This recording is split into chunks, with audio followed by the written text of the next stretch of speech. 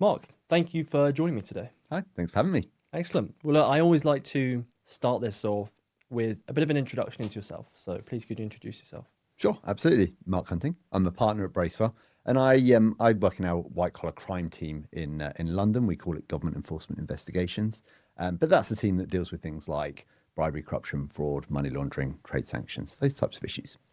Been there for a couple of years. Before that, I was the head of competition and regulatory compliance over at BP, and before that, I had a career in private practice at various firms. Nice. So starting at the very beginning then, where did you train? So I trained at Hogan Lovells, and I stayed there for a couple of years. So I did a mixture of seats, but all contentious seats. I knew I wanted to Yeah. do contentious work from the get go.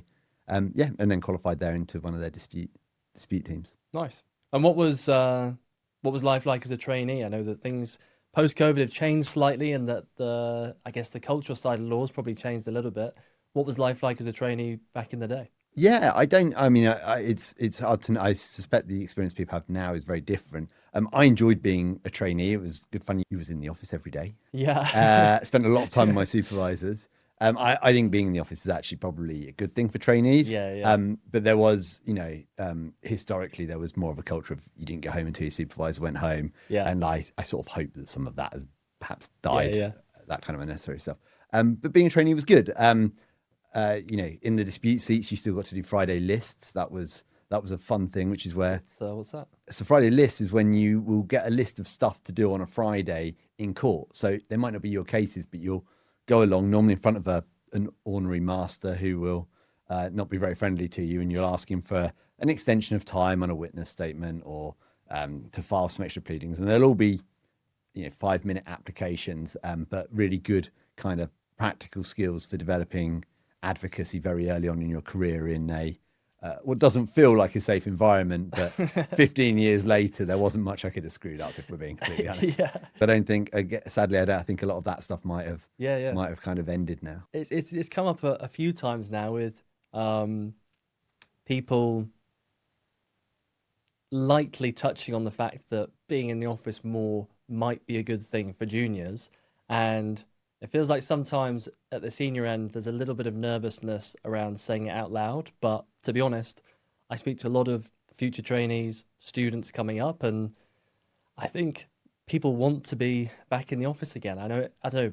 I think it's quite a Yeah. polarizing topic. It is a but polarizing debate. I mean, I'll tell you where I stand. I think being in the office is better. yeah, As a partner, I have to be in the office because a lot of my work involves winning work, and that Yeah. means seeing clients. And I am better face to face, or at least I like to think so. And so that's part of the job. So many opportunities come up when you're in the office. So if you're not in the office, I think you miss those. But it goes kind of beyond that, right? It goes, you learn from being around other trainees and other junior lawyers. You can ask them questions. You don't have to go and ask the partner the silly question. You can ask somebody a bit more junior Yeah. if you want to. You build a better relationship with your assistant. The truth is, assistants are highly important to your success in career Yeah. of law because they often know how things have worked and done it for a long time. So I think being in the office is genuinely beneficial. I get that, I have a small child. It is very helpful to be able to work from home occasionally. Yeah. I get that. And but I think consistently not being in the office is makes it hard to be, if you're career driven, it makes it hard to have a really solid career because I think you miss out on experiences Yeah. over an extended period of time. Yeah, absolutely. Look, you learn by osmosis. So You do. I think not being there, you don't learn by osmosis. So trained at Hogan Lovells, spent 2 years there, Yep. left on qualification. No. So I was there trainee for 2 years, Yeah. and then I qualified and I stayed for 3 years, I think, as a junior associate in their product liability litigation team. Yeah. Which I did a lot of oil and gas litigation. So it might be a product has gone wrong, and you'd have both the civil claim for the product going wrong, but also some regulatory action for putting an unsafe product on the market, for example. Yeah. Excellent. So spent a few years post qualification at Hogan, Yep. and then moved after that to Ropes and Gray, Ropes and Gray. when they opened their office in London. Yeah. Ropes and Gray, which of course is a white shoe A firm. white shoe firm, indeed. Yeah, excellent. So worked at Hogan, moved to Ropes. what was the change like from moving from a firm like Hogan to Ropes? Yeah, the truth is, I think Ropes was very, very entrepreneurial, especially when I Yeah, joined in. I joined in London, where I don't think the office had been around for very long. I joined a team that at the time didn't have any partners. yeah, It very quickly had two people were promoted to partner. So that was, some of my friends saw that as a risk, joining a department with no partners in. I didn't. I didn't spend very much time thinking about it. I yeah, really like the people, still do really like the people who I worked with there, and so it wasn't really it was a bit of a no brainer for me. The big difference was, the team I was in at Hogan Lovells was probably 70, 80 lawyers, and I suddenly joined a team of, I don't know, we must have been 3 or 4, 5 maybe. So a lot more dynamic, a lot yeah, yeah, more let's go out and win work. We're new to the market. Lots more opportunity to do business development and sort of not just prepare pitch documents, but actually get out there, meet clients, do it. Wonderful skill building for later in my career. yeah, definitely. Lots more, we'll kind of do whatever we can, and we're kind of, we'll get on with it.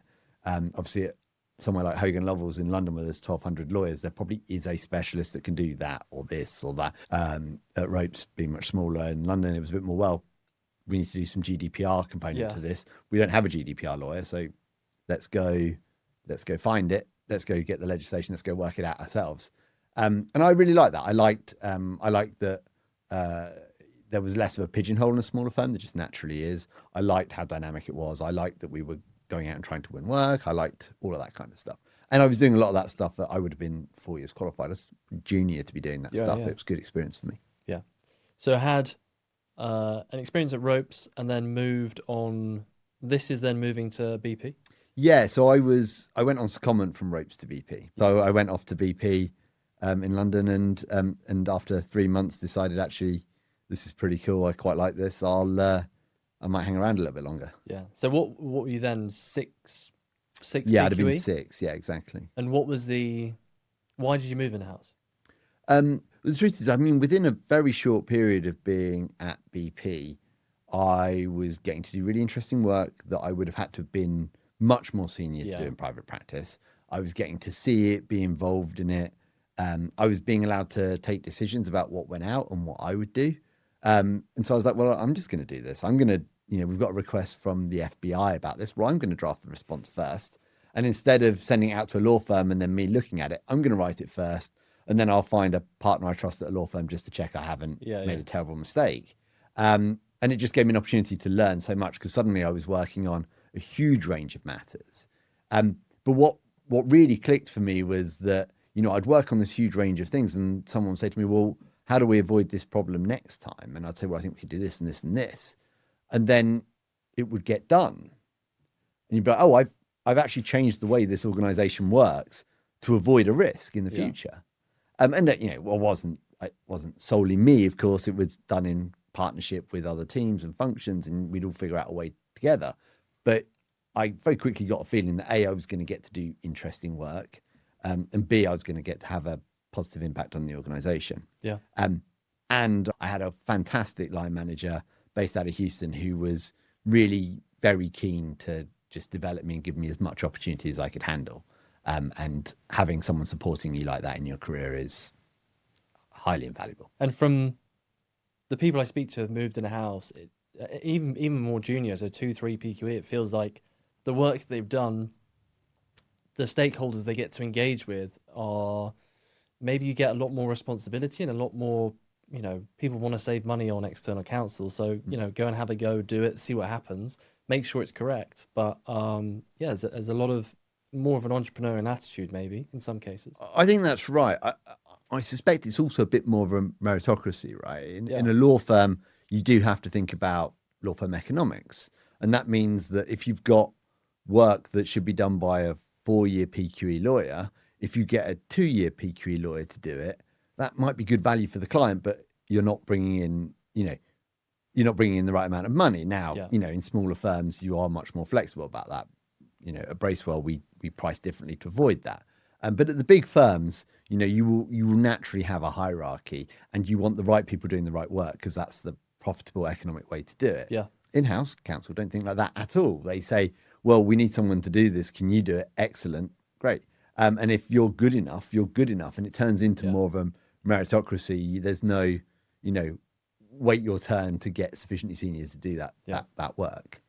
And that can be a great thing for people who are ambitious. I suppose the counterpoint to that is that the movement up is a pyramid, and it's quite a sharp pyramid. And so promotional opportunities can often be much more limited in-house. You find yourself maybe having to move organizations more frequently to get those kind of opportunities. Whereas in a law firm, of course, if you're making money, you can have unlimited amount of senior people. If they're busy and working, there's no real restriction on that. And so moving up in a lockstep way is achievable in a way that just simply isn't in-house. I mean, most people, to be honest, move in-house and then never come back. You've obviously moved in-house and you've returned to the cold face. I have. I think it's becoming a little bit, a common's not the right word, a little bit less rare, but you're right. Lots of people who move in-house stay in-house. And there are also lots of good personal reasons for that. You do. I never worked less hard at BP, I don't think, than I did in private practice.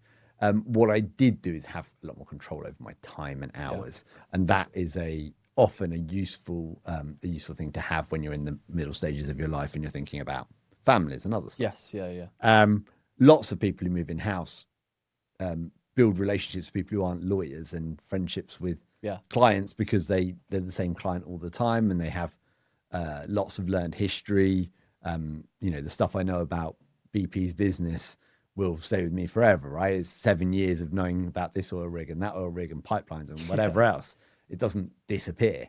And people like that. But look, I mean, if you go and work in-house, I say you come away with more relationships, so you are more valuable to a law firm. I suppose there's a difference between relationships and actually getting work off people. And bridging that gap is difficult. Certainly my experience is that many people who I helped in terrible situations have refused to take calls from me since I've gone back into private practice. Others, where I was tremendously difficult with them when I was in-house, have instructed me on work when I never would have thought they would have done. So there's the pattern. Very hard to know. Very hard to know who will actually give you work and who won't.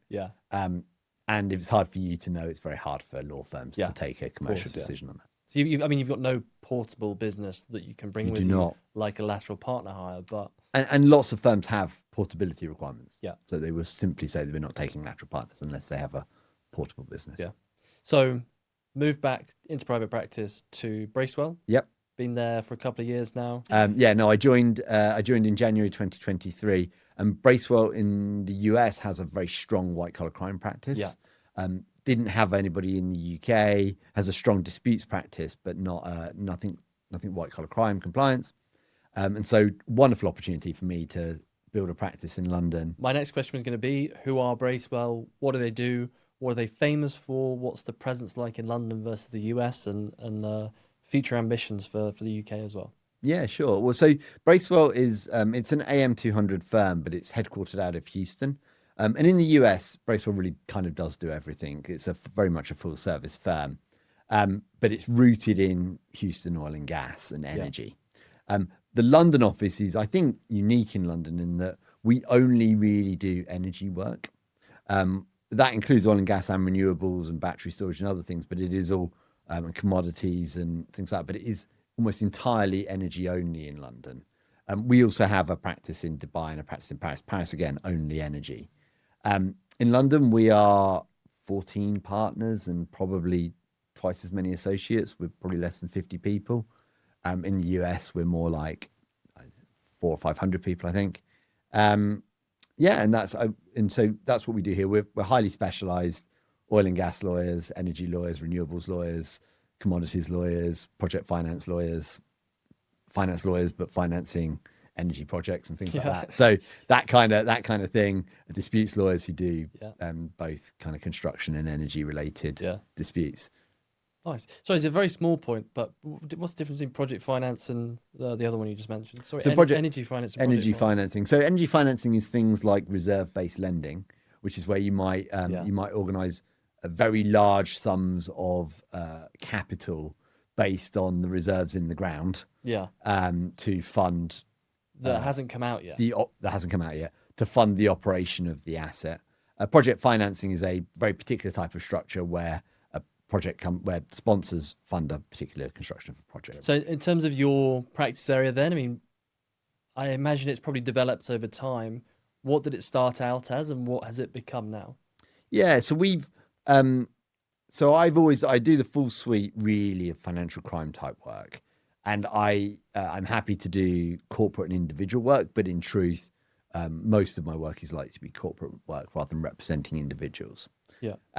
And it's a mixture, and from the start, it's been a mixture, but the mixture has changed. So it's partly advisory work. So can I do this? Yeah. Or how do I build a control framework that prevents this risk?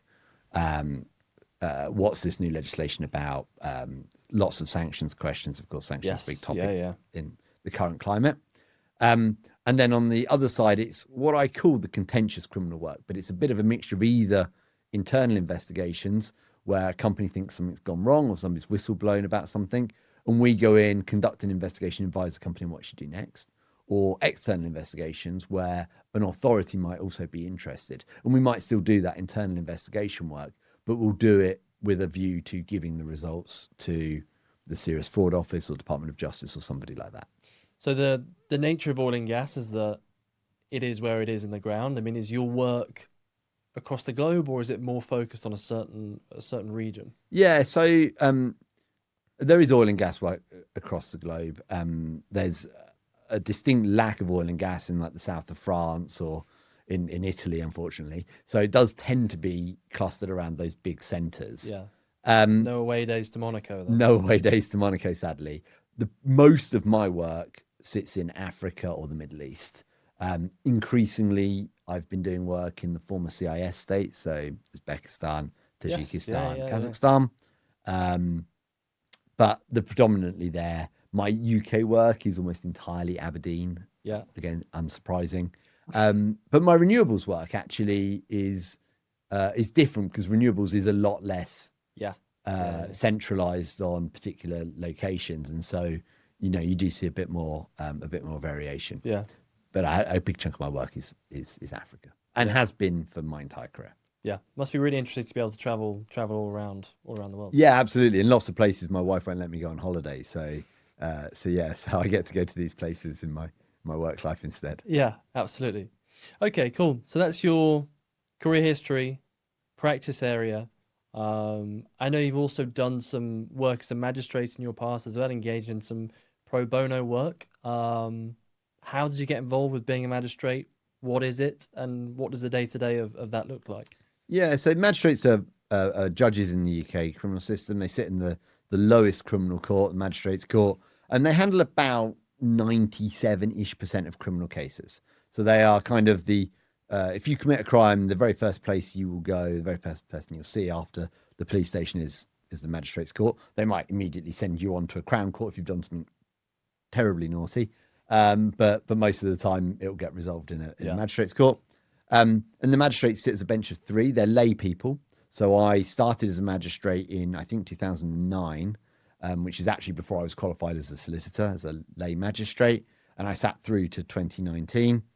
And I think it must have been about 2014, I became a chairperson who could kind of sit in the middle and guide the court proceedings. Yeah. But all 3 magistrates have equal decision-making powers. You go out, negotiate, debate what you think happened afterwards. And you're a decider on both law and fact. You have a lawyer sat with your clerk who's normally a very, very competent criminal lawyer who will kind of assist you in getting the law bit right. Yeah. But you are the ultimate decider. And you do a wide range of stuff. So at the very, very boring end, council tax lists, where you'll look through people who haven't paid their council tax. TV license. TV licenses. I've never done a TV license court, actually. I never did one. But, God, you haven't lived. Well, quite. But I gather they are just as uninteresting. At the more interesting end, you might do, I regularly sat on Saturdays because it worked better with my career. And the reason you have courts on Saturday is because there's a 48-hour custody limit. So anyone arrested on Friday night would have to be released on Sunday night. Yeah. But of course, on the Saturday morning, you get kind of everything that's happened on Friday night. You get the full range of drunken debauchery, but also, silly people who have caught committing crimes at 5 p.m. on a Friday, but you're still not going to get them into court in time for Monday. So you do get the full kind of range of guilty anticipated plea, non-guilty anticipated plea courts, and then interesting trials. And part of the reason I loved it was because you really got to see like human nature. And highly valuable for my career too. And that was pre-solicitor as well. So I started it. Yeah, I started it. I applied while I was still at university. At the kind of encouragement of a supervisor, and then kept going right to 2019 when, in truth, it got really hard to manage the time demands of that as a voluntary role and my career. Yeah, and you mentioned earlier the world is changing. Some geopolitical events have been going on that have changed the outlook of the world. I mean, in terms of your practice area, oil and gas, which areas are looking more interesting? Which areas are changing, and how are you advising clients with the changes that are happening? Yeah, I think there are quite a lot of changes. So when I've done sanctions work for my entire career. Yeah. I did little bits and pieces of it pretty much from when I started at Ropes. And it would have been almost impossible to be a sanctions practitioner full time. There are a few around, but very few. Now, the rate of change, the number of sanctions there are, the application of them, the challenges, the conflict of law issues that come with them. Now you kind of find yourself in a situation where you could just be a sanctions lawyer. I'm not, but I could be. There is enough work to do that. And I think as we see geopolitical challenges in the world, those kind of sanctions challenges and sanctions law is going to become more sophisticated and more intense, and there'll be more and more. So I think that's the first thing I would say for the practice perspective. And then obviously for clients, they now increasingly need to manage the risks of globalization. I think until recently, globalization was mostly a good thing. And you were unlikely, unless you were, doing something naughty. There were very few places where it was really difficult. Now you could simply be trading with China and find yourself, on the wrong end of the US being upset with you, and it's a lot more complex. And down the line supply chain as well. Not just trading with the primary sanctioned entity, but also as the further down the supply chain. Absolutely. We talk about, a topic that often comes up in my practice is counterparty due diligence, know your client, know your customer. And how far down the chain you go and how you manage that risk. And when you combine that with the sort of the gig economy where you have people setting up small businesses and side hustles and things, I think it's a lot more challenging for people. You've got far greater regulation. You've also got far smaller, more nimble people and organizations trying to do things. It's much more of a challenge, and people need a lot more help with that stuff. Yeah, but surely a lot more of a challenge, but a lot more interesting as well. Absolutely. You want, you don't want controversy for your clients, but you want to be able to solve those issues they have. And if there are no issues, it's boring. Absolutely. And I don't want controversies for my clients, but the truth is I'm only valuable when my client has a controversy, right? Yeah. And that's the truth. That's what I do. And, I hope that I can mostly help them resolve those well. I obviously don't wish them on them. But I'm not complaining. It does create very interesting work for me, of course. And has there been a change over the past 10 years or so with what that's looked like? Have things got? I know you mentioned that globalization worked for a period of time. I mean, have things? I know reading the news it may seem that way, but have things definitively changed so that your clients are coming to you with either more problems or different problems from the past? Yeah, that's definitely, without question. So increasingly. We see conflicts where one country will say you're not allowed to do business with these people, and the other country will say you're not allowed to follow that country's laws. And you're stuck in the middle being, well, who do I comply with? Yeah. Right. Increasingly, we see that kind of stuff. We see both hard power, legal prohibitions, but also soft power where companies will say, well, because we're a government contractor, we have to prohibit you from doing this and this and this, and the complexities. And we've always seen a little bit of that with anti-boycott rules in the Middle East, which prohibit you from an Israel boycott. The blocking statute in the European Union that said you can't comply with US sanctions on Cuba. But the truth is, trade with Cuba has always been pretty limited. It's a small country. The Israel issues are generally pretty resolvable. Yeah. Now that we're seeing it writ large in relation to, buying things from China, or like, I think it's going to, the challenges with Russia. Russia is a large economy.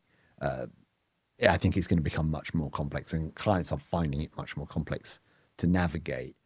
And the regulators and the people who are legislating for this don't understand the complexity of the world, particularly the complexity of our energy systems, as well as they probably need to effectively legislate. And so we end up with legislation that doesn't quite work. Everyone's sort of trying to make it work. And it's a tough environment for a lot of energy companies. So oil and gas isn't, it's not a new thing. Oil and gas has been around for, famously a very long time. In terms of the regulation then, is that less mature on the renewables side of things, or is it also just for traditional oil and gas that things need to catch up? Yeah, no, I think, the rules around what you can and can't do with oil and gas are regularly changing, predominantly as people are trying to cut off flow of funds to Russia. The challenge with renewables, I think, is slightly different, which is that the players in the renewables market, the barriers to entry in the renewables market are much lower. That's probably a good thing for our energy transition.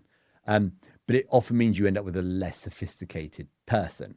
If I can give you an example, if I decided tomorrow I wanted to drill an offshore well off of Africa, I might be drilling through 3,000 meters of water and then maybe another 7,000 meters of bedrock to get to the oil.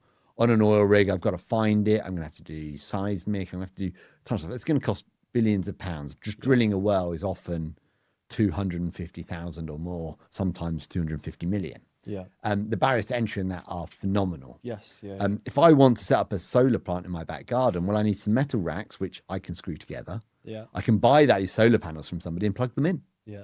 I might want a battery in my house. I might want a grid connection. That gets a bit more complicated if I'm doing it at scale. But the truth is, actually, it's not that hard to do. Of course, there are complexities that I'm kind of brushing over. Yeah.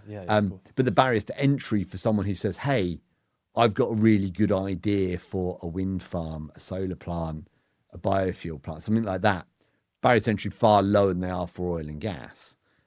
Where it becomes even more problematic is when you think about carbon credits and projects that give you offsets.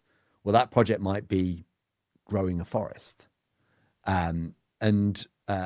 As these things become easier to do and being done by lots more smaller players, you now have kind of significant fraud risk. People who, maybe they went out thinking they could do it, but turns out they can't, or they're deliberately doing it in a way which is naughty and not real. And so the compliance risks that comes with that kind of stuff are far greater. And a lot of the people that are doing it simply don't know what the rules are and what they can and can't do. So is that a new trend you've seen a lot more of then, fraud with carbon credits? Fraud with carbon credits is a known thing. It's been a fraud for a few years.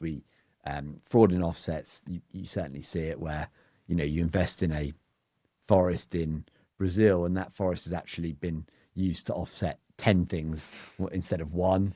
It's leveraged. It's a leveraged forest. Exactly. Or maybe the forest doesn't exist at all, but no one went and checked. Things like that. You certainly see challenges around sustainable fuels that are less sustainable than they claim to be and stuff like that. It's a real challenge. And it's no different from, when any other product comes on the market for the first time, right? When gold first was being discovered in California, there were lots of people selling nickel painted yellow. Right. Like it's early doors as regulation catches up.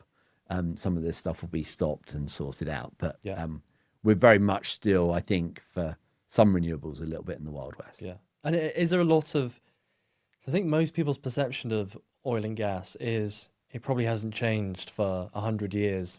You stick a drill in the ground, you pull oil up. Has there been a huge amount of innovation in that field? There's been tremendous amounts of innovation in the field. The first thing I would say is we talk about oil and gas, but for the most part, a lot of this is gas. Yeah. If you look at certainly most British companies, they're producing predominantly gas, not liquids. the way we extract that and get value out of it and get it out of the ground has changed tremendously. I'm not an engineer, but we talk about things like using non-salt water to increase production by pumping it into the wells.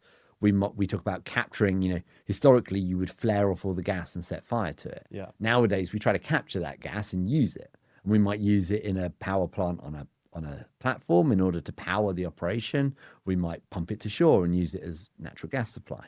We might condense it and use it for something else. There are kind of options around that. Drilling, I mean, a project I did with BP, the drill involved multiple 90-degree bends in the drill shaft to drill round rock components that were too hard to drill through. And people forget that.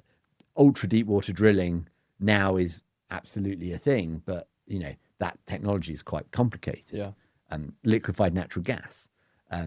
Everyone knows what LNG is. There are actually relatively few companies in the world that have the capabilities and technology to do gas liquefaction and recondensation on shore. And so there are lots and lots of advances for that.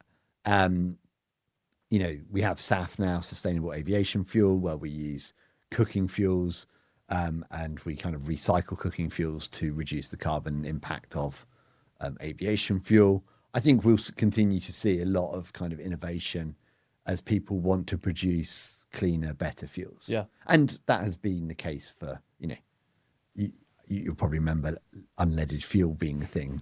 All fuel is now unleaded, I think. But of course, that was a step forward to making fuel safer and making the emissions safer, not from an environmental perspective, but from a public health perspective. I think we will continue to see advancements like that. The oil and gas industry is present in everything we do. Yes. It isn't, I would like us to live in a carbon neutral, maybe even for a while, carbon negative world. We need to get there. No petrol cars. I would love to see no petrol cars, Yeah. Except maybe Formula One we can have an exception for if we try hard. But the truth is I do still want plastic in my life. I'd like there to be less single-use plastic. But, lots of things are made out of plastic and that makes sense. I'd like to see, continue to see pharmaceuticals, heavy use of oil and gas products in pharmaceuticals, petrochemical products in pharmaceuticals. Same for fashion and clothing. I'm probably not going to wear the same clothing I've bought for hundreds and hundreds of years. That just seems unsustainable. Can we recycle it? Can we do better? Definitely. Does everything need to be shipped halfway around the world? Probably not. There's lots of opportunities for improvement. But the oil and gas industry isn't going anywhere. And so I think it will continue to innovate to keep up. As you say, I think plastics is quite a difficult thing to replace just because of how useful it is. Maybe the cleanup of plastics could be better to. Well, I think that's to solve that. That's kind of the interesting thing is, so with aluminium, I think you get kind of a pretty much 100% recycle rate. So if I recycle an aluminium can, I get basically the same amount of aluminium back. Yeah, because I have seen water. Have you seen the new water? New, it's definitely not new, but water in aluminium cans. Water in a tin, And I buy, when we have Coca-Cola at home or whatever, I buy cans because in theory those are repeat recyclable consistently. Plastic isn't being recycled like that yet. And I think there's a lot of opportunity to do that. Yeah, definitely. And on the subject of innovation, every conversation there's some mention of AI, legal technology, and all that kind of thing. It's definitely being talked about and is being used at the minute. So what's your personal experience of AI? What legal tech products have you seen? What things are you using at the minute? So I do use AI to do my work. I have a quite strong view about AI, which is at the moment AI seems to want to do creative writing or create drawings, and that feels to me a little bit sad because if there's creative writing or drawing to be done, I want to do that bit. I want AI to collect my dry cleaning and hoover behind the sofa. Right? I want AI to do the stuff I don't want to do. And that's true in law too, right? You see people using AI to write briefs and do research. And I'm never going to fully understand that because that is some of the most fun part of being a lawyer, getting to write the advocacy, getting to figure out what the law is, getting to problem solve it. But where AI, I think, is incredibly powerful is partly in translating things and working in multiple languages. Yes. Investigations I do involve lots of languages frequently, especially complex languages which are not easily translated. So African languages like Wolof, for example. So in terms of the translation side of things then, how accurate is it? Because I know English is quite simple. Hate to say it as an Englishman, but English is the most simple language there is. Other languages have subtle nuance with different words. Maybe they have less characters, less words that mean more things. I mean, how well does AI actually translate? Getting pretty good. It's certainly getting to the point, there was a time where you put things in Google Translate and who knew what you were getting. With the specialist language software that we use now, really pretty good. Yeah. And I have a high degree of kind of confidence in it. Nice. Other uses for AI, I use them to sort my emails out and file my emails and find things in my emails and that kind of stuff. Those are Copilot. Copilot predominantly, increasingly powerful tool. I do get AI to create my images for my PowerPoint presentations, so I don't mess around with copyright issues and things like that by stealing other people's pictures off the internet. Shouldn't do that. The other thing that Copilot is very good at is writing code. So for a lot of my investigations, I'll use pretty simple code, Visual Basic code in Excel. If I want to interrogate, if I've got a list of gift and entertainment receipts and travel and expense receipts, I might say, hey, I'm going to write a piece of code that organizes these by risk. Yeah. And so I now want to know every time someone's put in an expense claim that's a round number. When they put in expense claims for Saturdays and Sundays, that's a bit unusual. When they put in expense claims for the same person multiple times in a year, when the names are similar or the same, things like that. And I'll pick up a whole bunch of red flags and then I'll get them to order them. And so when I go and look through them, I might have 15,000 expenses, but I've put the most interesting ones into the top 50. Yeah. And suddenly, instead of spending either just testing a random 10% for the client with no prospect of value for the client, or looking at all of them at horrendous costs to the client, I can now be very targeted and say, hey, we just looked at the top 15 and this is what we found. Yeah. And the client can then say, well, hey, that's terrible. Go look at the others. Or they can say, well, let's look at another 15. Let's look at another 15, whatever it might be. But you can bring stuff to the top. Yeah, I think that has very much been slept on in the news. Excel is such a useful tool. Everybody has used it. Everybody does use it. But not many people realize that there's some really cool stuff you can do. This is a bit slightly nerdy, but there's some really cool stuff you can do with the VBA or whatever it's called. Visual Basic, Before you had to be, investment banker with like 7 years experience to be able to figure out how to do that. Yeah. Whereas now you can type in very simple prompts into whatever your GPT is, and it can come out with some really interesting. It's really analysis. good, and I can sort of code in VBA, and I've been doing it for most of my career for this kind of stuff. But where before I might spend 3 or 4 hours writing and testing, and inevitably, because I'm not doing it every day, inevitably it takes me a bit longer than I wanted to. Now it's mere minutes. Yeah. And the ability to write the code and then write a separate piece of code to test the code to say, well, has this worked? Is incredible. In half an hour, I've turned a 15,000 line expense report into 10 lines of Something information readable. I actually want. Yeah.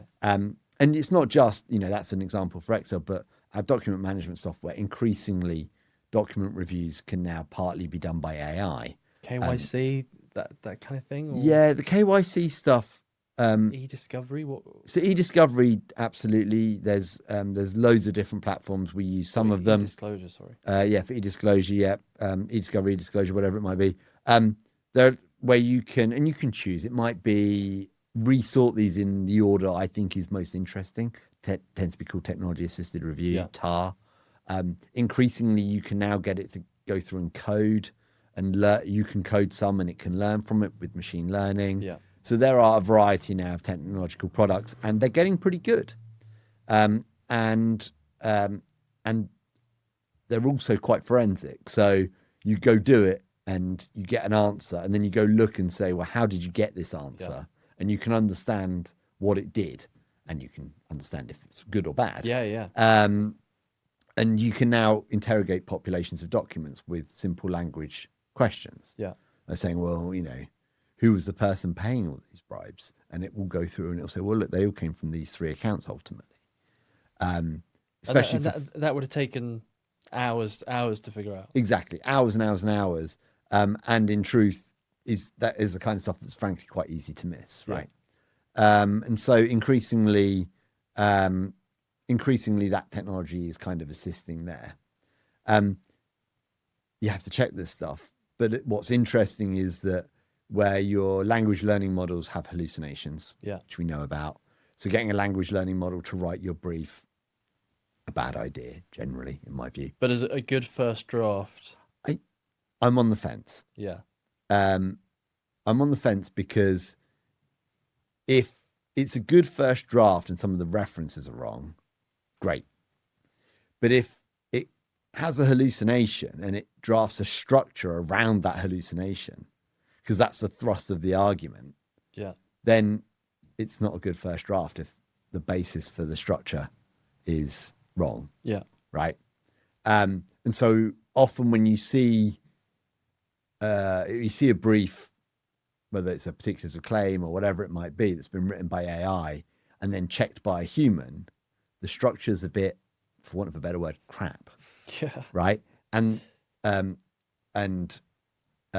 every aspiring lawyer will quickly learn getting the structure right is the fundamental to making a really good piece of written advocacy.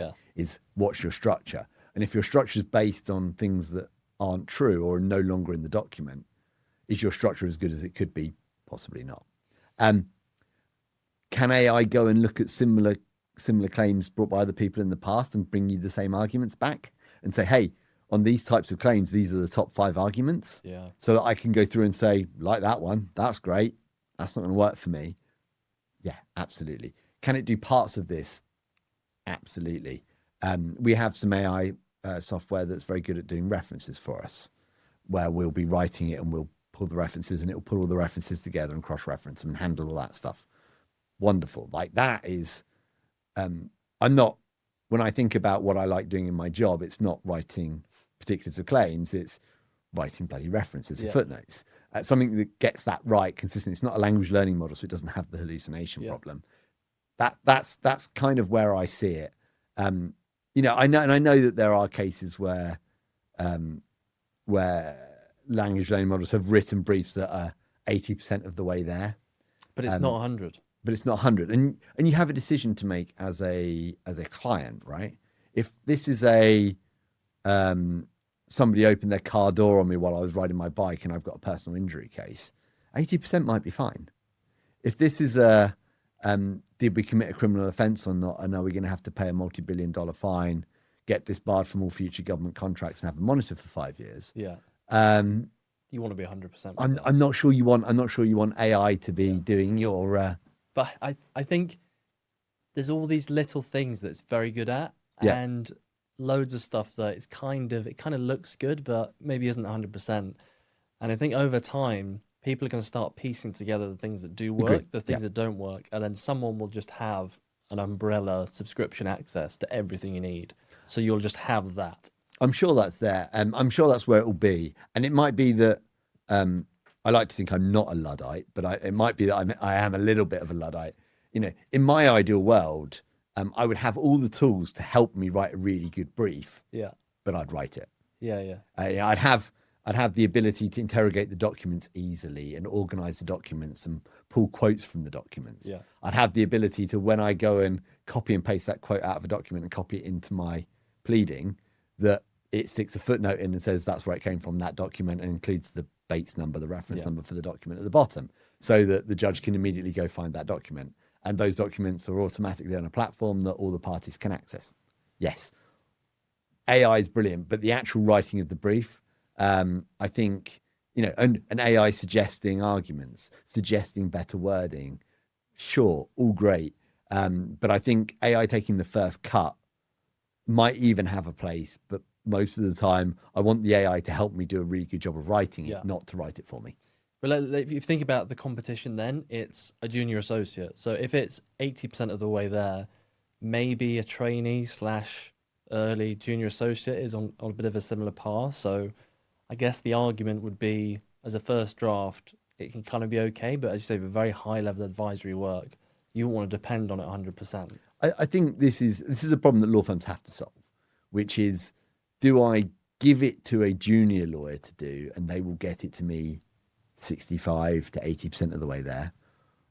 Or do I give it to AI to do and it might do the same, 65 to 80%? But if I don't give it to the junior lawyer, they're never going to be a senior lawyer. Yeah. And if I don't give it to the AI, who's paying for the junior lawyer? Because the client quite rightly should be saying, there's a cheaper way of doing this and you should use a cheaper way. That is a problem that has to be solved. The problem is that I think if an AI does a good job, often the junior lawyer doesn't have the experience to take it from 65 to 100. Maybe they can take it a little bit more. I don't know. But the junior lawyer needs to be good enough to say, hey, this isn't 80% of the way there because the example I used earlier, the structure is based on something that's untrue. Yeah. This doesn't work at all. I need to put this aside and try something else or try a different prompt or whatever it might be. Yeah. So I think there is a piece around that, but we need to find a way to do it that doesn't stop us giving junior lawyers the really high quality experience they need to be really good senior lawyers. Yeah, maybe it's slightly radical, but really cheap resource comes in the form of apprentices. So I'm not saying scrap law schools, but what has more value? Being in a law firm, being cheap, and having access and exposure to all these tools being used in real time, or spending 5 to 7 years learning about land law in the Roman Empire? Yeah. It seems like maybe there's a bit of a disconnect between the two of those. I think the UK gets it pretty good. So we have, you have your undergrad law degree or a separate degree in your GDL, whichever you choose to do. And that gives you a firm kind of understanding of the basics of law. The truth is, many of those areas of law you'll never use again. I try and stay as far away from land law as I can. And I've certainly not touched Roman law for a long time. Second partner to criticize real estate. Yeah. It's wonderful if you like it. I don't. But I do think you do need the foundation in the law. Yeah. Where I think the interesting thing is do we get it right on the law school? So what would have been the LPC, and forgive me, I don't know if the LPC still exists. SQE now. The SQE. Yeah. Versus time as a trainee. And I thought when I did it, a year at school and 2 years in private practice was a pretty good mix. The Americans, of course, just do 3 years at law school, and you often see first year qualified American lawyers have far less practical experience than a first year qualified English lawyer, because frankly that English lawyer who's 1 year qualified has just spent 2 years doing 4 different seats, all different types of law. They know how law firms work, and first years have to figure it out. Americans also come at it slightly more mature because they will have done an undergrad, so maybe there's some trade-off there. So I don't know how radical it is. I think we might end up in a world where we just price differently, and we say, actually, we have these junior lawyers who work for us, but we don't charge for them. Yeah. And when work needs to be done, it's a hybrid of the junior lawyer and AI and whatever other tools used to kind of make that work. Yeah. And actually, it's not until you're 2 or 3 years qualified, when you are definitely better than AI, that we start actually charging for you. I don't know what the truth is. But on the pricing side of things, I think AI has helped a lot to figure out how much things cost. And as a smaller, leaner law firm, maybe you can punch a bit above your weight in terms of the work you can do if it's AI enabled. Again, not depending on it 100%, but being enabled by it, having it as an extra right arm, I guess. Have you seen any developments in pricing? I mean, has it got a lot more sophisticated in your career? Yeah, I mean, so the kind of the big ticket item that I do is investigations. The advisory work tends to be lower value, more easy to predict. The historical model for investigations, not one that I've ever subscribed to, is you kind of bill by the hour and you make a best guess, but they end up being quite expensive. And they always are generally quite expensive. One of the drivers for that is reviewing materials, which often requires, on a big investigation, lots of associates. And so the first thing is being able to use AI tools means I can do much larger investigations than historically I would have been able to, because I don't have an army of associates. I could probably call on 15 or 20 if I wanted to. There are other firms out there that could call on 100 or 200. Yes. And so we have a lot more flexibility to do bigger investigations, where a greater proportion of the human time is at a more senior level, which I think is beneficial for clients. That's the model. The second piece is that you can actually split investigations up into sections. And so you can say, well, hey, I do know what that bit's going to cost, so I can give you a fixed cost on that. And we certainly do that. And I've been kind of pushing for that model with my clients. Other firms do and don't do it, but I'm certainly seeing that. And with the use of AI, I'm certainly seeing that I can say, well, hey, per person I need to interview, I can charge you X, because I know it will be this much prep time and this much time in interview on average. And we're going to interview 20 people. So I'll just give you a price per person. If we end up needing to interview 18, it'll be less. If we end up needing to interview 30, it'll be more. But you have some cost certainty. So I think that is based on time, though. It is based on time, but it's based on a more knowledgeable expectation of time. Yeah. Because instead of me saying, hey, I'm going to have to review 1 million documents and who knows. And before we used to this, we say, well, it'll be 2 minutes a document or 3 minutes a document, whatever it might be. Now I can say, well, hey, this is going to require 3 AI type searches at $54 a search. Yeah. So it's $150 to find the right documents. And I can do that straight away. So it's generated 1,000 documents. That's 2,000 pages. That's 2 hours work. Fine, done. And you can be way more precise, which means that you can just be a lot more realistic with clients about what things are going to cost. Yeah. And I think sometimes the billable hour argument has come under some scrutiny. Even if you package things slightly differently, I think it still has to be based in time in some form or other. Yeah, it's hard. I would, in an ideal world, we'd just say this is what it's worth and let's do it. I think it depends on the sophistication of your client. Yeah.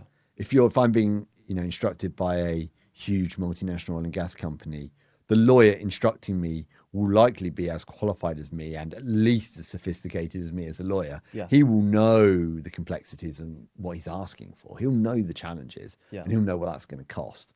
And where it gets more difficult is when you have, a non-lawyer instructing you who might just simply not realize what something actually involves. Yeah. They might not realize the importance of being right first time and being 100% correct, and what the nuances are and how that can change the advice. And I suppose that's a job for us to explain to them what it is and why it costs what it costs. I think that's a challenge, regardless of practice area. That's always a challenge of dealing with a non-legal entity, explaining the difficulties, and sometimes what can look slightly frustrating from the outside is just the price of doing business. Yeah, absolutely. The problem with pricing in that conversation is that the pricing comes before the work. Yeah. Right. If I do a piece of work for a client and it has lots of complex issues and I talk them through that, yes, absolutely, I should be able to explain to a layperson what the law is and how that applies to their business. The challenge is that if I know that's going to happen and I price accordingly because I know how long it's going to take or what it's going to involve, explaining to them up front, no, this isn't the simple question. Yeah. Often the response you'll get is, I just want a quick and dirty answer. Yeah. And the response to that is almost always, it's quite factually dependent. We're going to have to figure that out. And so, sometimes consistent, accurate pricing is just easier for more sophisticated clients. Yeah. Excellent. So as a final section then, in terms of your career then, I mean, what advice do you think that you would have benefited from when you were a trainee or a junior associate? Yeah, there's probably 2 things. The first one is detail. I really encourage junior lawyers, and I was really encouraged to know the detail of cases. If I can be slightly flippant, when you're a new lawyer, you're not really a very good lawyer. Yeah. And so the value you add as a lawyer, I don't think that's controversial. That's the value you add as a lawyer is pretty low. yeah. But knowing the case inside out, knowing the facts, understanding what happened and when it happened and how it fits together will do two things. One, it will make your work better because you will just be more rooted to the facts of the case. And especially what I do is very fact dependent. The second thing is you'll become so invaluable to the partners and senior lawyers that you will just naturally get to do better stuff. Yeah. Because they won't want you sitting there bundling. Very little bundling happens, fortunately, anymore. It's mostly electronic. Faxing. But they won't want, or faxing. Faxing does still exist in the oil and gas world. Yeah. Because actually you're the person that knows all the facts, and they want you in the room with the witness when you do the witness statement, because you'll be able to say, well, hang on, this happened, how's that fit, how's that, and you'll know that stuff. To know the facts. I think that's very valuable. And the second thing I would say, and is an advice I would have needed to give myself because I did it, but I've really benefited from it more than I realized I would, do as much as you can. Yeah. I don't mean build 2,000 hours. I mean, if you're working for me, please build 2,000 hours, but do as much variety as you can, especially early on in your career, because your marginal cost is super low, right? Yeah. If you get asked to do something you don't know very much about and it takes you 4 hours to do it and the partner writes off 2 hours, who cares? Yeah. But suddenly you just got 4 hours of experience on this topic or that topic.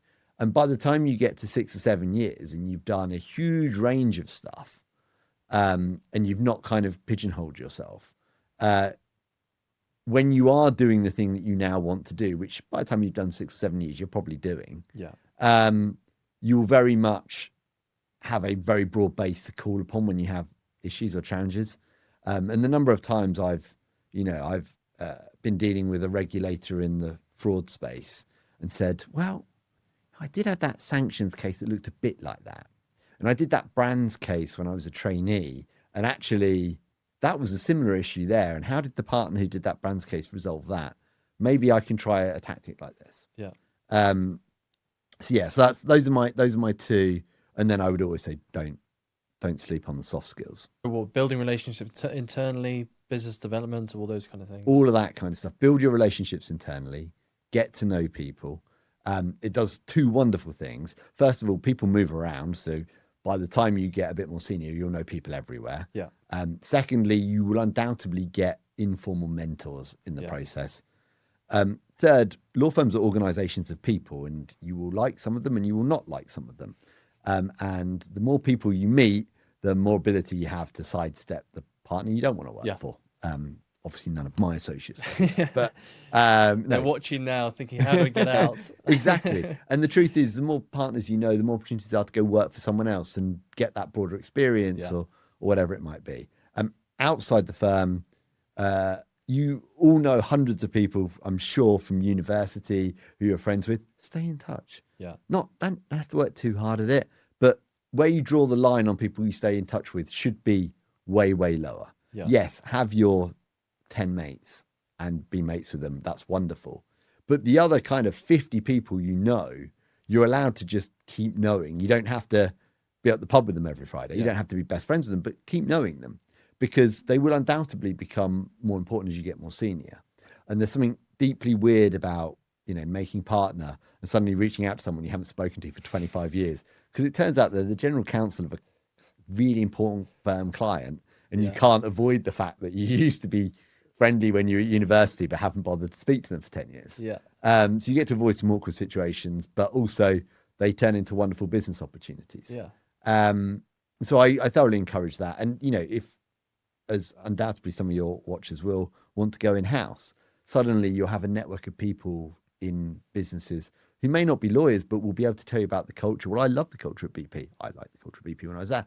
Come to BP. And then you might apply for a legal role or whatever, but those kind of relationships are super valuable. Yeah. Be nice to your assistant. It's paid dividends. Like, I'm never going to understand people who become a lawyer and try to treat their assistant like their dog's body on the first day. They definitely know more about law than you do. Yeah. It's a bit like doctors and nurses. Yeah. Just all that kind of stuff. So soft skills, super important. Yes, absolutely. And in terms of yourself, then, what have you got coming up personally or professionally? What have I got coming up personally and professionally? So I've got some super interesting work, but I can't really talk about it. Of course. Which is always sad. So I'm going to have a busy month or so on that. And then I'm going to the ABA White Collar Crime Conference in San Diego, which will be my first time in San Diego. Nice. Which will be very nice. Get to see people from all around the world, lots of different lawyers, lots of different firms, lots of different jurisdictions.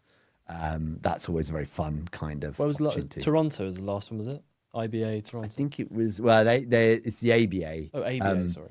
They alternate between East Coast, West Coast. I didn't go last year to Miami, but yeah. Oh, that would have been, that'd have been good. Yeah, well, I'm in my 40s, I think. My view on what's good is probably changing. So I've got some fun work stuff coming up. And of course, for me, we're building a practice. Yeah, absolutely. And so that's frankly busy enough and exciting enough for me. Yeah, definitely.